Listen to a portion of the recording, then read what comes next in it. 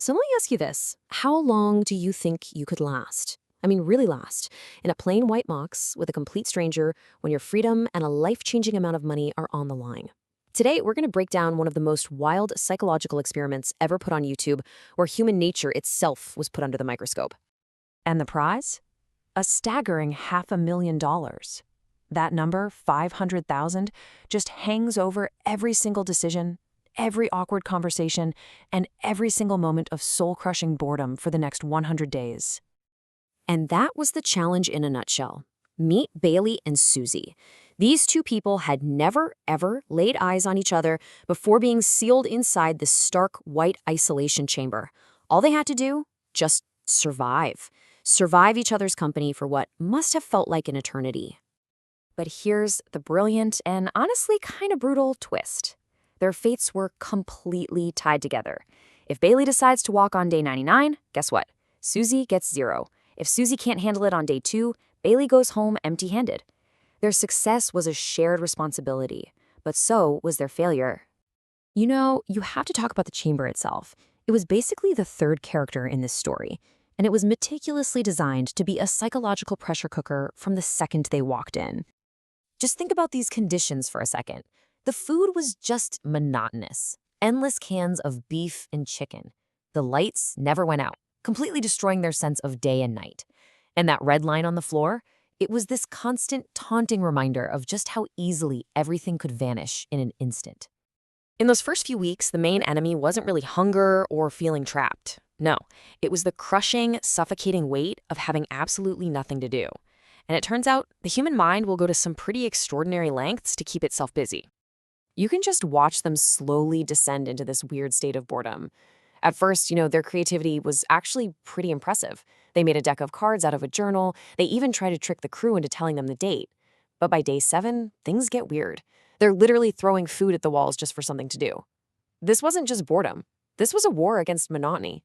So, right when they were kind of settling into this bizarre new normal, the experiment totally shifted gears. It wasn't just about survival anymore.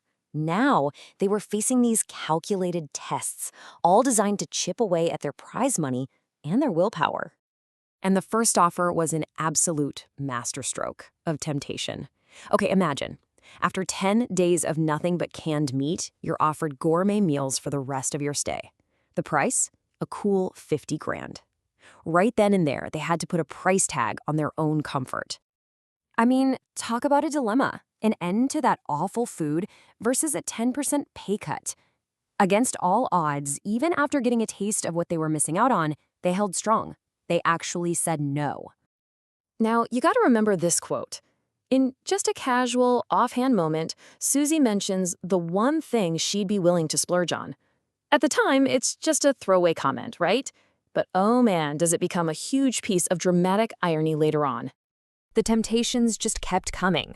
Better beds, books, a coffee machine. They bought a few small things, but on day 60, they faced their biggest gamble yet. A giant mystery box for $50,000. But they were worried it was a trick, so they played it safe and turned it down. And here it is, the gut punch. Inside that box wasn't just their 50 grand back. It was the keys to 2 brand new Teslas, the exact thing Susie had just wished for. You could just feel the air get sucked out of the room. It was a devastating psychological blow. And Bailey's words here, they just capture the crushing weight of that mistake. This wasn't just a missed prize. It was a mistake that you know is going to haunt them, and it proved that the mental games were just as tough as the isolation itself. Now, you might think a shared trauma like the whole Tesla thing would bring them closer together. And yeah, sometimes it did, but 100 days is a very, very long time to share a tiny space. And all that pressure inevitably started to create some serious friction. So for every awesome moment of teamwork, like when they actually hacked a TV to get free channels, there were a dozen little annoyances. Bailey would use up all the hot water. Susie got so fed up with a Monopoly game that went on for days that she just hid the dice. And these little things just started to pile up. This quote from Susie, said in just a moment of pure frustration, really says it all, doesn't it? That forced closeness had worn away all the politeness of being strangers. All that was left were raw nerves and frayed tempers. They weren't just partners in a challenge anymore. They were like siblings who literally could not escape each other. So after 100 long, grueling days, they did it. They actually made it. They survived the boredom, they survived the temptations, and somehow they survived each other. But the game wasn't over. Nope. One final, brutal test was waiting for them, designed to pit their own self-interest against the trust they'd built.